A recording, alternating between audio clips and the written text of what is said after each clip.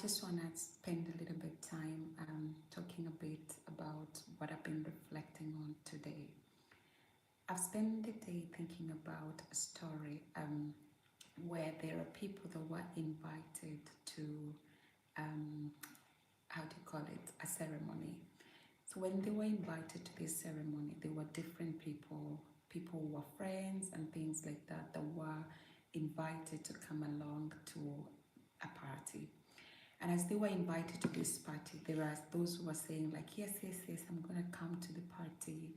And they got the invitation cards and things like that. And it felt really good. And they felt like, yeah, we're going to be coming. And then slowly by slowly, each one began to give some excuses. Everybody started to say like, you know what, I'm very busy. I can't come because I just got married. I need to go and look after my wife. Another one said, you know what, I bought some new plows. I need to go and do some plowing. Another one, everybody was giving different excuses. And so what happened is this guy who was the owner of the party decided to go down on the streets, decided to look for different people, decided to look for everyone that he could think about, and then invited these people to the party. So what made me think about this today? I just thinking about, you know, when you're delayed to do something, or when you have the ability to do something, and every time you constantly kind of putting it away, and then it gets to a point you're like, all right, I can't deal with this anymore. So you decide to say like, this person, I can't bother anymore. Get another person, and then the other person send the invitation. And once you get the invitation, you start to regret. You'll be like, I wish I could have gone when I was called, but when the party is done, it's done. And so we are all of us invited to make some shifts and changes to our health. Every single day is an opportunity for us to invest in our health, to invest in our wealth, to invest in our relationships. But I don't think everybody decides to pick up the invitation. So like now we are doing this, inviting everyone who wants to participate in this challenge, so that in the end you're kind of in a way encouraging yourself, telling yourself, I'm going to be a better me. I'm going to be able to control the things that I eat whenever that I eat, and things like that, so that at the end of the day, you will be able to come up a better person. You will be able to overcome some of the challenges that might be facing in one way or the other. And of course, it's this story that I began with. It gets to a point that not everybody will take heed of the invitation. There will be those people that will be like, you know what, I'm going to be listening to this later on, so why should I really bother much about that?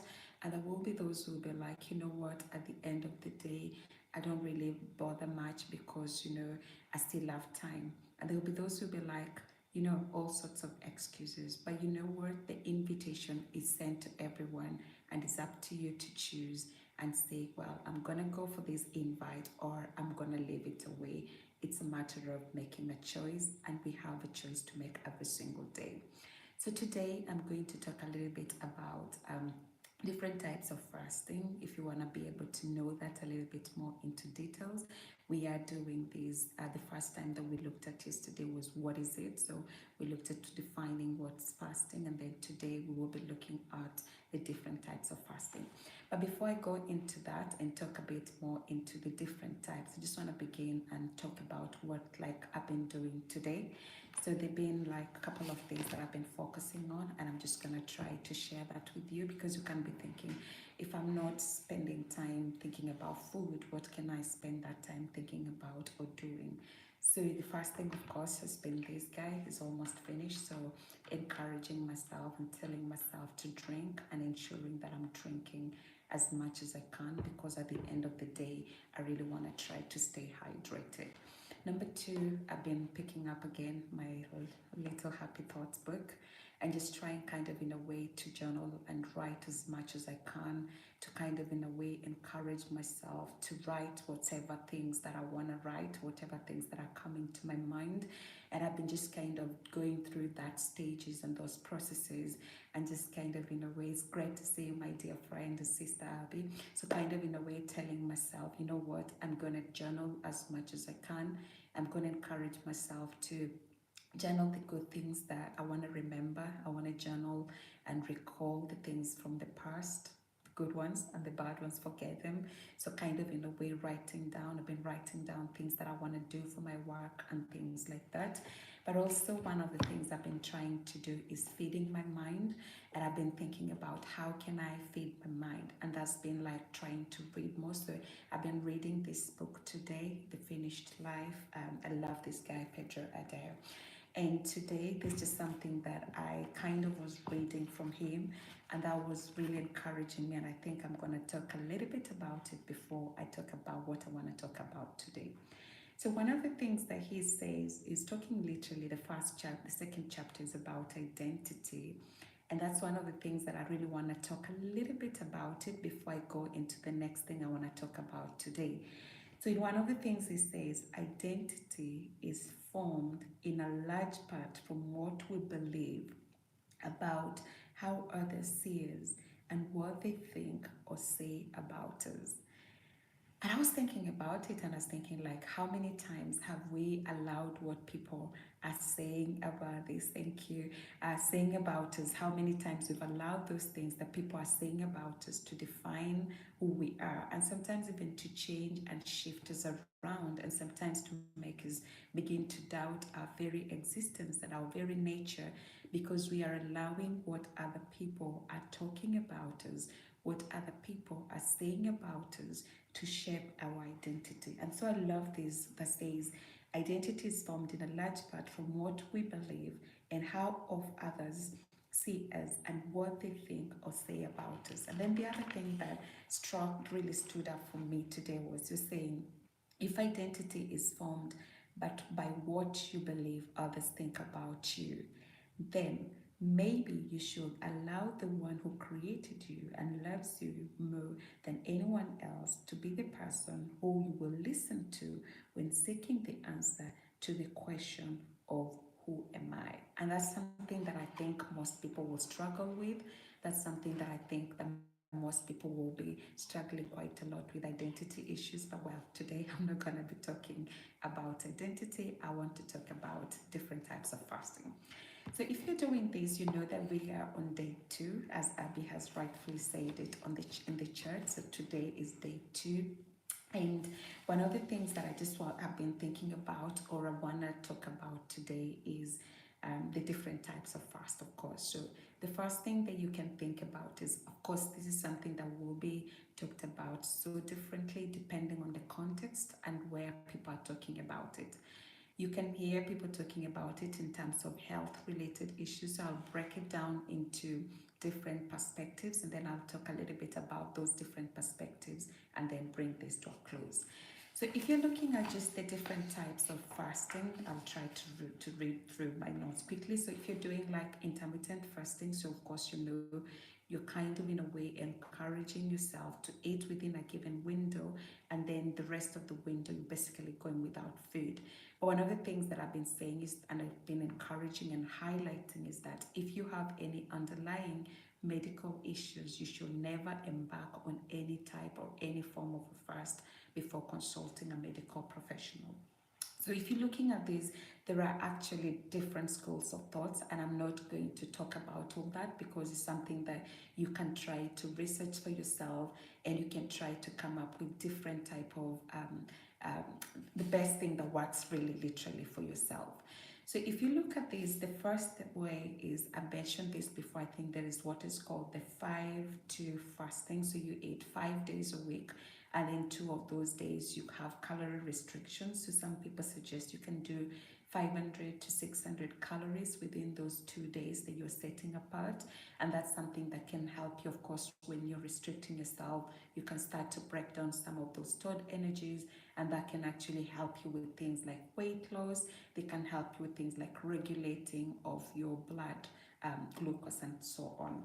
And then there is what is called the time restricted fasting, which is, of course, you choose an eating window, which I think maybe some of you will be doing that. So that's like you can do 14 or 16. So 14-8 or 16, if I get that right, is it 14? Yeah, 14-10, sorry, and 16-8.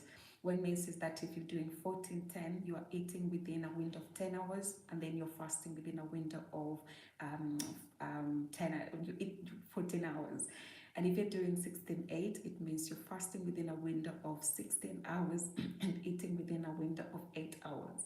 You need to choose what works well for you. And as I said before, sometimes it's so difficult to know exactly what works until you try it out. And if you're doing this for the very first time, the best thing to do is not to encourage yourself to do it backwards, but maybe to do a shorter window, and then you grow with that with time. So the first one, we say 5-2, and then you've got the time restricted, which you can do 24 hours, so it's 14-10, or you can do 16-8. And of course, there is also what is called the overnight fasting, which of course every human being alive does that every single night. If you sleep in the night, when you go to bed in the night, you're not eating, so you're kind of getting away from the eating, and then you resume eating in the morning. And of course, this is something that some people can do it so well, because you can decide and say, I'm going to allow myself to eat my last meal, let's say at 6 in the evening, and then you eat the next meal at 7 in the evening. It means you've had 13 hours overnight where you haven't been eating. So that's why they call it breakfast, because when you come to the morning, you are breaking the fast. You are kind of coming out of that fasted period. Then there is what is called the 8 stop. This one I have to read a little bit, because I was wondering, like, that sounds a bit interesting.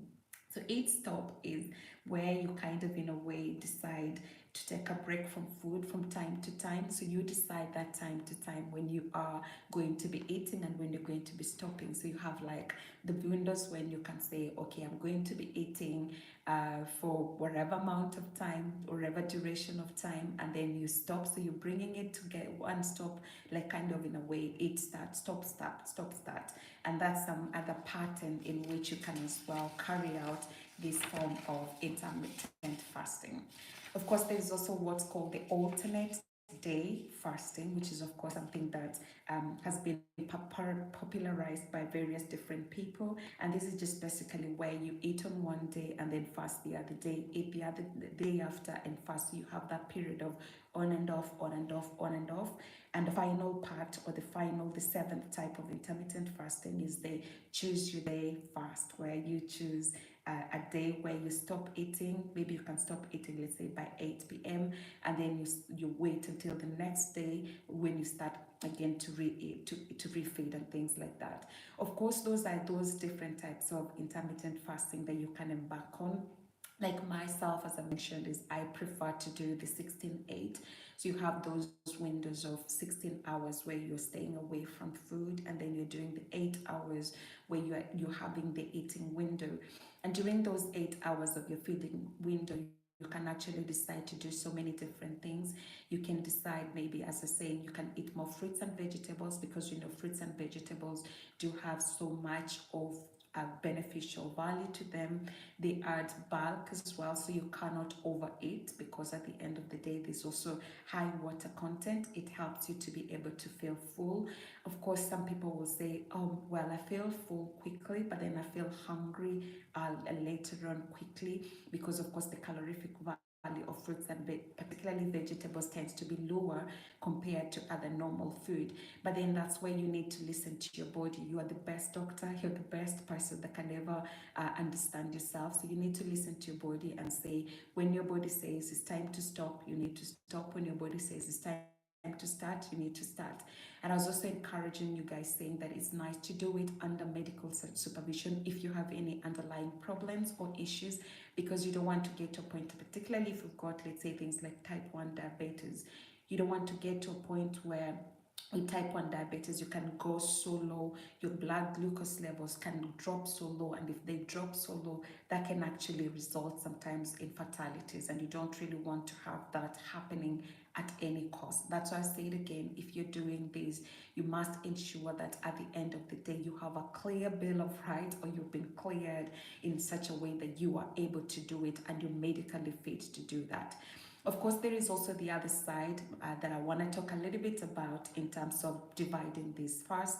And of course, sometimes you don't necessarily have to kind of in a way be very regimented about which type and defining which type. It must be this way, it must not be the other way. As long as I said, you have to try what works well for you. And of course, as I saying, sometimes it's more through trial and error. You know, when you feel hungry, when you feel satisfied, and of course, listening to those cues. The other thing I've said before is trying to understand the difference between hunger and thirst. So sometimes it can be your body's telling you you are hungry and you're feeling like, yes, we need to go for food. When in reality, you're not hungry, you're just actually maybe thirsty, or sometimes hungry with an A, not with an H. You're feeling upset about something that you end up decide thinking like your body thinks like stimulates itself to want to eat. So kind of being able to control those cues, being able to tell yourself and to remind yourself, being able to look at evaluating the differences between if I'm hungry or if I'm not hungry, and then being able to have those cues and deciding what works well for you. Some of us who are on listening to this might actually be Christians. So if you're a Christian, there is also the Bible way of fasting. And this is slightly different because nowadays everybody talks about fasting from different ways. People talk about like, I'm gonna fast Instagram and not go on Instagram for amount of days. And for them, that's a fast. Some people fast from social media, some people fast from different type of things, which is of course a very good thing of kind of in a way withholding yourself and withdrawing from those things so that you can kind of concentrate on other things that matter. But one of the things that I want to like kind of specify here, when you're looking at it from the biblical point of view, is kind of in a way where you are withholding yourself from food or maybe drink for a period of time, and then from there deciding, okay, well, going back to refeeding and eating. So there are different types. Mainly, I think there are four main different types of fast if you're looking at it from a Christian perspective. So the first one is the complete, what is called the complete fast, where you can actually decide and say, I'm going to eat, I'm going to drink only water for a given period of time, but I'm staying away from food. And of course, when you're doing that, it's specifically for specific spiritual reasons. So you're kind of in a way encouraging yourself and telling yourself, I'm staying away from food, I'm staying away from drinking so that I can connect more, a little bit more to my spiritual purpose. I can connect a little bit more to God and things like that. And then there is what is called the partial fasting, which I think can be really a good example will be the intermittent fasting, where you are eating within a given window of time and withdrawing from food for another period of time. And this is where you're kind of encouraging yourself and saying that during this time when I'm eating, I will eat in moderation, but during the time when I'm fasting, then I will look at things like acts of mercy. The food that I will have eaten, I will actually give it to the poor or contribute it to a food bank and things like that. You can as well, during the time when you're supposed to be eating, those are the times that you can spend more time in prayer, spend more time in reading your Bible and things like that, or maybe going for charity, volunteering to help charitable causes and things like that. That's again something that you can actually think about when it comes to that kind of a partial sense of fast. Then there is what is called the Daniel fast, which is something that is very popular. A lot of people do that, where for 21 days you decide and say like you're going to stay away from pleasures. So you stay away from sweets, from sugary foods, from some people stay away from bread, from meat, and mainly just eating fruits and vegetables. That's also another way in which you're kind of in a way just separating time and saying, I'm going to stay away from delicacies, I'm going to stay away from pleasures and kind of deny myself so I can be able to listen to, to be able to feel what it feels to have a life that is less of pleasure. And again, of course, the target is usually when you're doing that or when you're engaging in that, encouraging yourself and saying, during this time when I am not eating, or the time when I'm sacrificing my food, I want to not just kind of in a way put it aside and then every time you're just thinking constantly about food and you're dreaming about food and you're counting hours. What time is it going to get to 6 p.m. or 5 p.m. or 3 p.m. so I can go back to eating. It's kind of in a way encouraging yourself and saying, I'm going to stay away so that you're focusing on something else, but also, if possible, where necessary, or where you can, being able to kind of encourage people and saying, encourage yourself and saying, I'm going to do, even as I said, acts of mercy, be able to kind of give other people who are in need, be able to kind of do other things that can actually help others at the end of the day. And of course, there is also they call it the supernatural fast, which is basically just means you kind of, these are like people who've done, like, let's say, the 40 days of Jesus.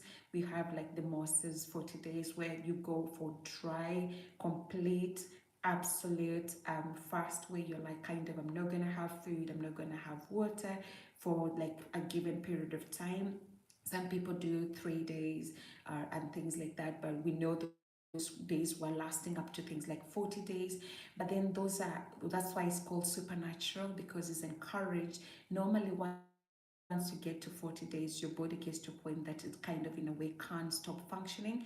And as a result of it stopping to function, you can actually, people have died at the end of these long, prolonged periods of fast. So if you're doing, let's say, those 40 long, I'm not saying 40 days, long days of going without food and without water, it's usually recommended 3 days maximum, because your body can still survive without water, without food for 3 days.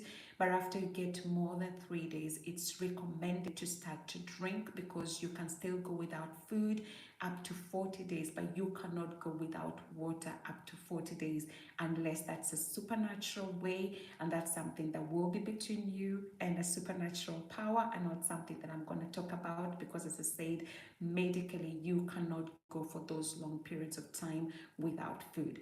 So we're looking at all these. The thing that I just want to highlight, or the thing that I just want to talk about a little bit, and I feel like as I bring this towards a close, is to encourage you to know, if you're doing a fast or you're choosing to do a fast, it's better for you to choose something that works well for you, and that means that you'll be able to commit to it for a longer time, but it's not a matter of perfection. So you might find today you start a fast, and then you told yourself you're gonna do 16-8, and by the time it gets to 9 a.m. in the morning, you're feeling like you're famished, you're starving. As I say, try to encourage yourself to do it, but if you're finding it difficult, listen to your body, go get wherever you need to get, so that you, at the end of the day, you will be able to come back to it, you will be able to embark to it again later. The most important thing is to realize that you need to listen to your body. I usually say you have only one body. You know well when your body is struggling, you know well when your body needs more, when your body needs less, and of course, just encouraging yourself to get yourself to be drinking more, to be listening to yourself. And of course, when you're embarking on this, there will be some physiological changes as well, and biochemical changes. Your body will start to kind of break down, as I said, some of those reserved energies, but also the body is kind of, in a way, preparing itself to receive food. If you are used to eating, let's say, 5 meals a day, or so you have your breakfast, and then you have brunch, then you have lunch, then you have a snack, then you have tea, then you have whatever. And now that your body, there are those enzymes that are ready, and body kind of, in a way, is ready and preparing itself to receive the food whenever it comes. But now, because you're fasting, your body is kind of, in a way, like, oh yeah, there's food coming, but because there isn't food that is coming, it releases those enzymes and those hormones and whatever it is, let's say mostly the enzymes that should be beginning to break down your food. But because there's nothing that is coming, it starts kind of, in a way, break down, and you'll start to feel like your body starts to feel like, oh, we are starving. The body starts to send. So you might find some signs and symptoms. You might feel, some people have headaches. I've mentioned headaches like yesterday. Some people can have things like nausea. You can start to feel a little bit irritable. You're a little bit more irritated, and things that normally will not irritate you start to irritate you, because kind of, in a way, you might have mood swings as a result of that. And just being able to understand what's happening to your body and being able to listen to it. And it might be just, maybe you need to do a little bit more resting. So instead of just kind of being all over the place on your toes and constantly you're here, you're there, you might want to slow down a little bit. so that in a way you are reserving the energy that will preserve you to go until the end of the time that you have set to be able to fast. So I'm going to bring this towards an end, but I just want to spend maybe 1 or 2 minutes just if anybody has some questions that they want to ask. I'm more than happy to answer those questions. I can see some comments for some people who are online, which I really appreciate and celebrate that. And if you have any questions, I'm going to just spend another 1 or 2 minutes to answer those, and then we will bring this to an end, and hopefully we'll get to see you guys on day 3, which is going to be tomorrow.